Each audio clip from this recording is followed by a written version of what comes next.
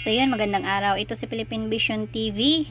At may panibago na naman po tayong topic ngayon. Pero bago yan, kung hindi pa kayo nakapag-follow dito sa aking Facebook at sa aking TikTok, sana i-consider nyo naman na i-follow ako at para ma-update kayo sa mga panibago nating upload. So ang topic natin ngayon itong patungkol sa yung mga jeepney na no to phase out jeepney. Dahil nga usap-usapan niya yon sa balita na ipipace out na yung mga jeepney, no. So balita kasi hanggang katapusan na lang sila nitong January. Tapos by February 1 huhuli na daw sila dahil ituturing na daw silang ituturing na silang kolorom. So yon, dahil nga meron tayong magandang balita. At ito nga, dahil sa kanya ay naitigil itong phase out. Kaya the best talaga itong walang iba kundi si Speaker Martin Romualdez, House Speaker Martin Romualdez, no. So good news to dahil na-extend ito ng 3 months ang Piston at saka Manibela. Kaya maraming nagpapasalamat ngayon kay House Speaker Martin Romualdez dahil sa kanya na-extend ito ng 3 months. So kawawa din naman kasi yung ating mga jeepney driver. Yun lang ang hanap buhay nila, lalo na yung mga matagal na talaga nagda-drive na yun lang yung pinagkakitaan nila. Doon lang sila kumukuha ng mga pambayad, lahat doon lang sila talaga kumikita. At ito nga sabi sa GMA News Online, House leadership led by Speaker Martin Romualdez now in a meeting with transport groups to hear their opposition to the PUB modernization program, which mandates to them to join co-ops to retain franchise to operate. At sinabi rin ni House Speaker Martin Romualdez, ayaw ko na mawala ang imahe ng ating jeepney. Iyan talaga ang simbolo ng Pilipinas. Dapat talaga hindi yan mawala, by Martin Romualdez. Tama nga naman kasi meron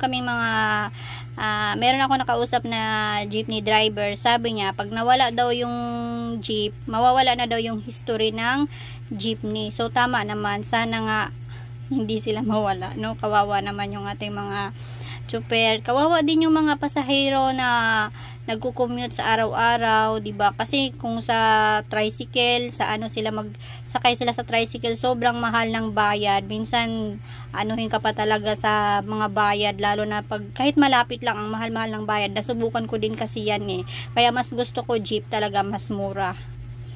At sinabi rin ni House Speaker Martin Romualdez dito na suportado ko kayo rito, ipapa-reserve natin yan.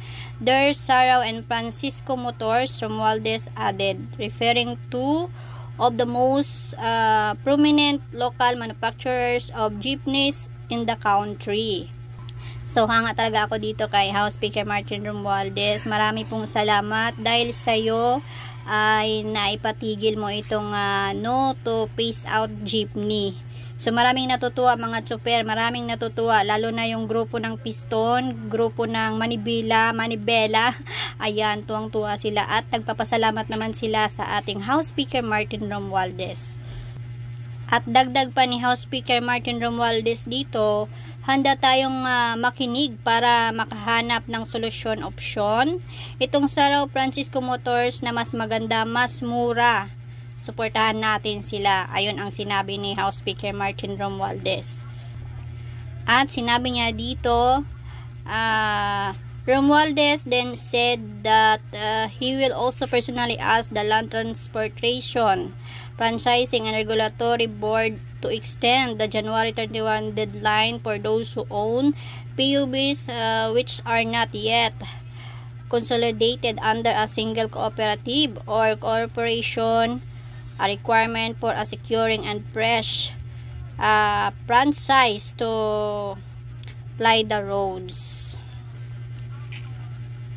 Ako mismo makiusap sa LTFRB na kung pwede i-extend ito para pag-aralan natin muli ang epekto nito, sabi ni House Speaker Martin Romualdez. Later on Wednesday, the Presidential Communication of Office said President Ferdinand Bongbong Marcos Jr. has approved Transportation Secretary Jaime J. Bautista recommended to give her unconsolidated jeepneys 3 more months or until April 30 to join or put up transportation cooperatives or corporation. Romualdez also said that by Thursday morning, he will meet the Marcos on the issue. So, grabe, diba?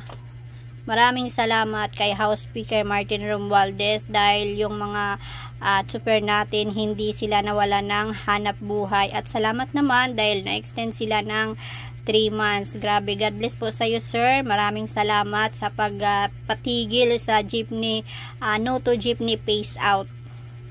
So yun, dagdag pa ni House Speaker Martin Romualdez, ipaabot ko ang inyong problema, kahirapan sa presidente. Alam ko na ito rin ang nasa isip niya. Ayan, ang sabi ni House Speaker Martin Romualdez. So yun, kung napanood mo tong video na ito, i-comment mo kung anong reaction mo sa video na to at sana nakapag-follow ka na at nakapag-like ka na din dito sa aking Facebook at sa aking TikTok. Maraming pong salamat, and again, maraming salamat kay House Speaker Martin Romualdez dahil yung mga super natin na sobrang tagal na nila nagmaneho, yun lang ang hanap buhay nila, doon lang sila kumukuha ng mga pambayad ng mga bills, lahat, mga panggastos sa pamilya nila. Maraming salamat dahil naisalba nyo po ang hanap buhay nila. So hanggang dito na lang, maraming salamat and goodbye.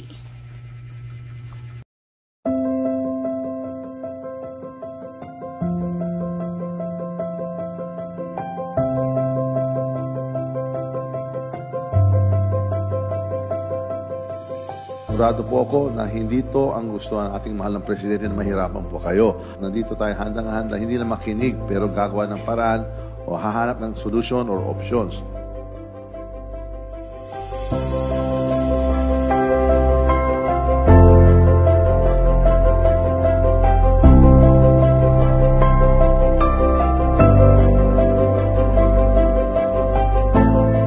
Yun po ang mensahe ng ating mahal na Pangulo.